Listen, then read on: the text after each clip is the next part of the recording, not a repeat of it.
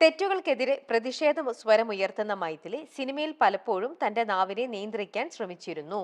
ഉം. ആണോ? ഉം. എപ്പോഴും എല്ലാത്തിനും എഗെയിൻസ്റ്റ് തനിക്ക് ഇഷ്ടമല്ലാത്ത കാര്യങ്ങൾ എപ്പോഴും പറയാൻ അവിടെ സ്മാർട്ടായിട്ട് ആരെയും. ഞാൻ 2011-12 കാലഘട്ടങ്ങളിലൊക്കെ പലതും വിളിച്ചു പറഞ്ഞിട്ടുണ്ട്. ഓക്കെ. അപ്പോഴൊന്നും ആരും മൈൻഡ് ചെയ്തിട്ടില്ല. ആ. ഇപ്പൊ എല്ലാരും ഒന്ന് ഭയങ്കര മറ്റേ ഇതൊക്കെ പറയുന്നുണ്ട്. ഇതൊക്കെ എന്താന്ന് പോലെ ഇപ്പൊ ഞാൻ അതുകൊണ്ടാണ് ഞാൻ സൈലന്റ് ആയിട്ടിരിക്കുന്നത്. Okay, I got you. Okay. അപ്പൊ അന്ന് ഇപ്പൊ ഈ പറഞ്ഞ പോലെ തന്നെ പക്ഷെ സിനിമ റിലേറ്റഡ് ആയിട്ടുള്ള കാര്യങ്ങളൊക്കെ ചിലതൊക്കെ പറയാൻ എവിടെയെങ്കിലും മടിച്ചിരുന്നോ? ഇല്ല. സിനിമ റിലേറ്റഡ് ആയിട്ടുള്ള കാര്യങ്ങള് അങ്ങനെ പറയാനൊന്നും മടിച്ചിട്ടൊന്നുമില്ല. പക്ഷെ ഞാൻ പറയേണ്ട സമയത്ത് പറഞ്ഞിട്ടുണ്ട്. പക്ഷെ അന്ന് ആരും അത് വില കൊടുക്കുക അതിന് ആരും ശ്രദ്ധിക്കുക പോലും ചെയ്തിട്ടില്ല. അത് എന്തുകൊണ്ടായിരിക്കും മൈഥിലി ചിന്തിച്ചിട്ടുണ്ടോ? എനിക്കറിയില്ല. ആണോ? ഒരിക്കൽ പോലും. കാരണം മൈഥിലി ഇതുപോലെ ഓപ്പൺ അപ്പ് ആയിട്ട് സംസാരിക്കുന്ന ഒരാളായിട്ട് ഞാൻ അങ്ങനെ ആയിരുന്നു. അതാ പക്ഷെ പറഞ്ഞെ. എന്റെ ശബ്ദം അടച്ചില്ലേ? അതെ, അടപ്പിച്ചില്ലേ? അടപ്പിച്ചു. അതും അടപ്പിച്ചത് ഈ മാധ്യമങ്ങളാണ്. അതെ അല്ലേ? അതെ. അതായത് ഒരു പെൺകുട്ടി, എത്ര വയസ്സുള്ള ഒരു പെൺകുട്ടിയാണ് ഇത്രയും സഫർ ചെയ്യുന്നത്? ഒരു ഫേക്ക് ന്യൂസ് അല്ലെ, ഇത്രയും ഒരാളെ കുറിച്ച് ഇങ്ങനെ വേണ്ടാതിനം പറയുന്നതിനൊക്കെ ഒരു പരിധിയില്ലേ? ഒരു പരിധി കഴിയുമ്പോഴത്തേക്ക് നമ്മള് തളർന്നു പോവും. മനസ്സിലായോ? അപ്പൊ ആ തളർച്ചയെന്ന് നമ്മൾ വീണ്ടും ഉയർത്തെഴുന്നേൽക്കും. മരിക്കില്ല. സ്ട്രോങ് ആയിട്ട് നമ്മൾ കുറച്ചും കൂടെ സ്ട്രോങ് ആവുകയുള്ളൂ. അപ്പൊ ഇതേപോലെ ഫേക്ക് ന്യൂസ് ആയിട്ടോ ഇങ്ങനെയൊക്കെ മൈഥിലിനെ തളർത്താൻ നോക്കിയ ആൾക്കാരെ ഇന്നിപ്പോ അവർക്കൊരു ആൻസർ എന്നുള്ള രീതിയിൽ വളരെ ബോൾഡ് ആയിട്ട് കംപ്ലീറ്റ്ലി റിഫ്രഷ് ആയിട്ടാണ്. എനിക്ക് ഇപ്പൊ മൈഥിലിക്ക് എന്ന് പറയുന്ന മതിലിക്ക് മാത്രമല്ല പറയുന്നത്, ഞാൻ പൊതുവെയുള്ള എല്ലാ പെൺകുട്ടികളോടുമാണ് പറയുന്നത്. എന്തൊരു ഇതിനെയും ഫേസ് ചെയ്ത് നിങ്ങള് അത്രയും നിങ്ങൾക്ക് മാത്രമേ നിങ്ങളെ സ്ട്രോങ് ആക്കാൻ പറ്റത്തുള്ളൂ.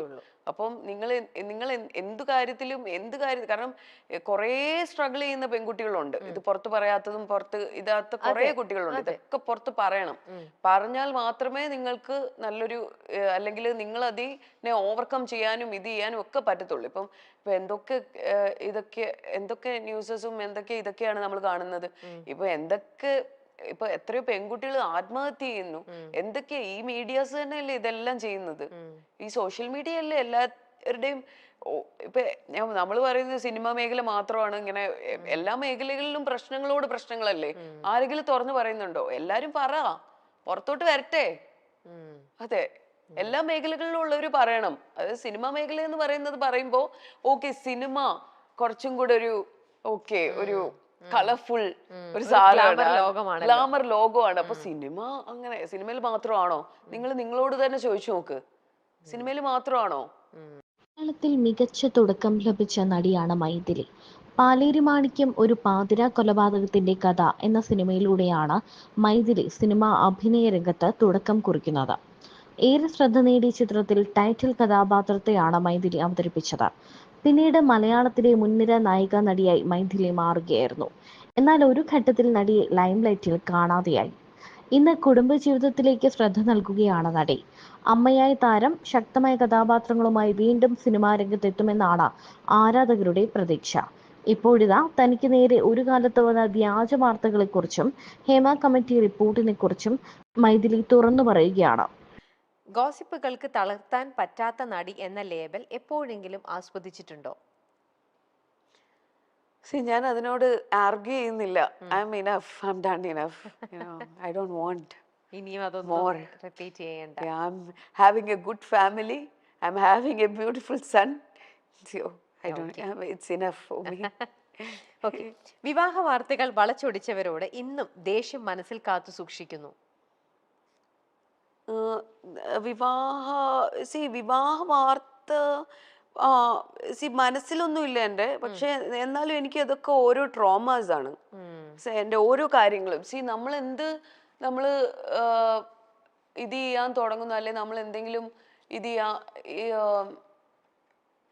എന്താ പറയാ, ഇപ്പൊ നമ്മളൊരു കേസ് കൊടുക്കുന്നു, നമ്മൾ അതിനെതിരെ ഇത് ചെയ്തുകൊണ്ടിരിക്കുമ്പോ ഇതേ മാധ്യമങ്ങൾ ഇതേ കാര്യങ്ങൾ വെച്ച് തന്നെ അതായത് നമ്മുടെ ജീവിതത്തിനെയും കൂടെ കയറി ഇടപെടുക എന്ന് പറയുന്നത് ഇറ്റ്സ് വെരി ബാഡ്. യുനോ, അപ്പോഴും അവര് നമ്മളുടെ പേഴ്സണൽ ലൈഫിനെ കുറിച്ച് ചിന്തിക്കുന്നില്ല. നമ്മള് കല്യാണം പോലും വിട്ട് കാശാക്കുന്ന ആൾക്കാരാണ് ഇവിടെ ഉള്ളത്.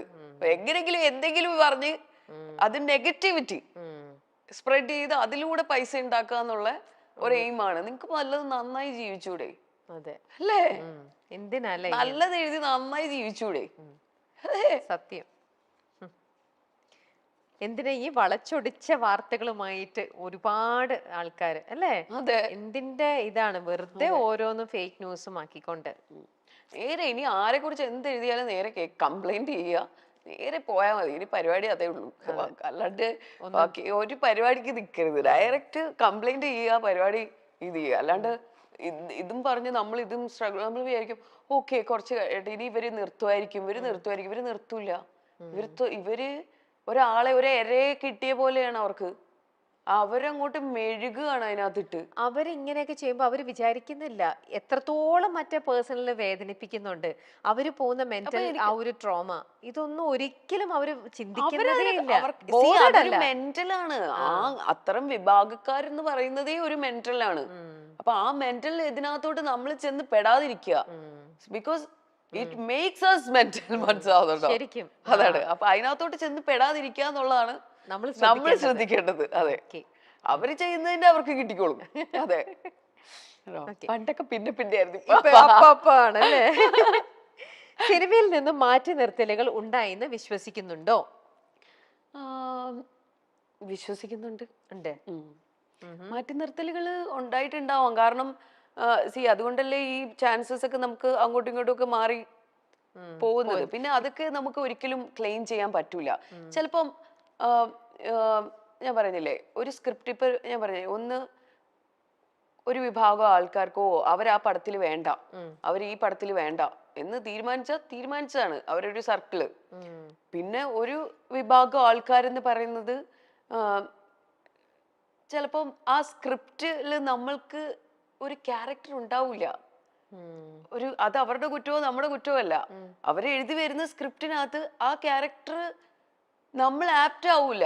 അപ്പൊ അവർക്ക് ഒരിക്കലും നമ്മളെ ഇത് ചെയ്യാൻ പറ്റൂല. അത് അവരെ കുറ്റപ്പെടുത്തിയിട്ടോ നമ്മൾ ഇത് ചെയ്തിട്ടോ കാര്യമില്ല. അപ്പം അങ്ങനത്തെ ഒരു മനഃപൂർവ്വമായിട്ട് നമ്മളെ മാറ്റുന്നതും ഉണ്ടാവും. ചിലപ്പോ ഇതുപോലത്തെ സാഹചര്യങ്ങൾ കാരണം നമുക്ക് അവിടെ മാറ്റി നിർത്തുന്നു എന്നൊക്കെ പറയുന്നത് എനിക്ക് ഒരു പിടിയില്ല കേട്ടോ, എനിക്കറിയില്ല. പക്ഷെ നമ്മള് എന്തൊക്കെ ഇപ്പൊ എത്രയോ സ്ത്രീകൾക്ക് വേണ്ടി പ്രവർത്തിക്കുന്നവരും പുരുഷന്മാർക്ക് വേണ്ടി പ്രവർത്തിക്കുന്നവരും എല്ലാരും ഉണ്ട്. എന്നാ ഒരാള് വിചാരിച്ചാൽ നമുക്ക് ഏതെങ്കിലും ഒരു സ്ത്രീക്ക് ഒരു ഇത് പറ്റിക്കഴിഞ്ഞു, എന്തെങ്കിലും അല്ലെ ബുദ്ധിമുട്ട് ഉണ്ടായി, അവരെ ഒന്ന് കൈപിടിച്ച് തിരിച്ച് കൊണ്ടുവരാം എന്നാരും ചിന്തിക്കുന്നില്ലല്ലോ. എന്നാരും ചിന്തിക്കുന്നില്ലല്ലോ. ആരും യു ഹെൽപ്പ് ഈച്ച് അതേഴ്സ്. നിങ്ങളെ തന്നെ സംരക്ഷിക്കുവോ? ഇല്ലല്ലോ. നിങ്ങൾ തമ്മില് ഇല്ല, എനിക്ക് തോന്നുന്നില്ല. അല്ലേ? What do you think? അതെ, കറക്റ്റ് ആണ്. എല്ലാരും ഇങ്ങനെ സപ്രസ് ചെയ്യാൻ എല്ലാവർക്കും ഭയങ്കര സന്തോഷാണ്.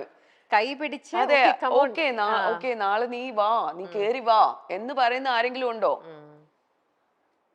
ഈ സ്ത്രീ സമൂഹത്തിലുണ്ടോ?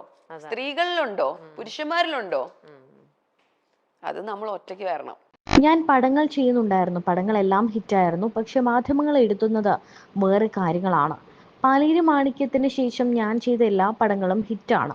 ചട്ടമ്പി നാട്, ഈ അടുത്ത കാലത്ത് സോൾട്ട് ആൻഡ് പെപ്പർ, ഷിക്കാർ തുടങ്ങി എല്ലാം ഹിറ്റ് തന്നെയായിരുന്നു. താരങ്ങൾക്കും സ്വകാര്യ ജീവിതമുണ്ട്. എല്ലാവർക്കും തലയിൽ കയറി നിറങ്ങാൻ പറ്റില്ല. ഞാൻ വന്ന കാലഘട്ടത്തിൽ പ്രിന്റ് മീഡിയകൾ ഉൾപ്പെടെ ഫേക്ക് ന്യൂസുകൾ കൊടുത്തു. എന്തൊക്കെ കഥകളാണ്! കഞ്ഞി കുടിക്കാൻ വേണ്ടിയായിരിക്കും.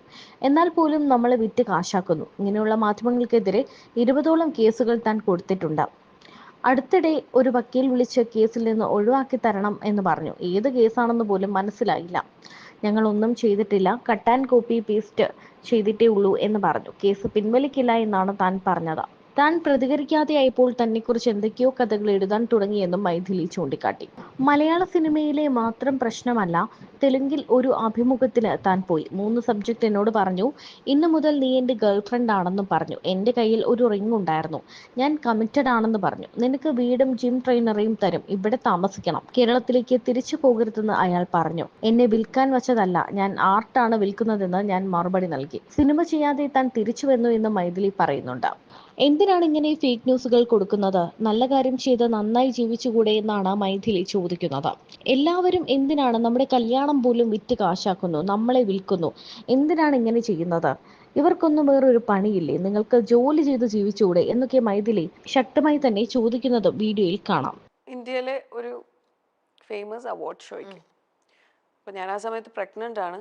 അപ്പം അതിന് മുന്നിലത്തെ ഫസ്റ്റ് ഡേ എന്തോ എവിടെയാ ക്രൗണിലോ എന്തോ അതിൻ്റെ ഒരു ഇതുണ്ട്. അപ്പം അതിന് വരുവാണെന്നുണ്ടെങ്കിൽ ബാക്കി പിറ്റേന്ന് മറ്റേ ഇത് വരിക. അപ്പം ഞാൻ പറഞ്ഞു ഞാൻ എന്തായാലും ക്രൗണിൽ വരാൻ പറ്റൂല, ഞാൻ ഡയറക്റ്റ് അവാർഡിന് വന്നോളാം എന്ന് പറഞ്ഞു. അത് കഴിഞ്ഞിട്ട് പുള്ളി എന്നെ വിളിച്ചില്ല. അപ്പം ഞാൻ ചോദിച്ചു, അപ്പം ഇതൊക്കെ കഴിഞ്ഞിട്ട് പുള്ളി എന്നെ വിളിച്ചു. അപ്പം ഞാൻ ചോദിച്ചു, നിങ്ങൾ എന്തിനാണ് എന്നെ വിളിക്കുന്നത്?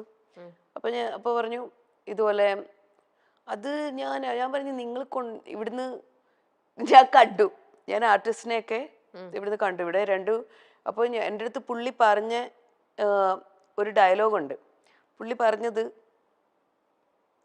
സോഷ്യൽ മീഡിയയിൽ ഇത്ര ഫോളോവേഴ്സ് ഉള്ളവരെയാണ് അവിടുന്ന് അവാർഡ്സിന് വിളിക്കുന്നതെന്ന്.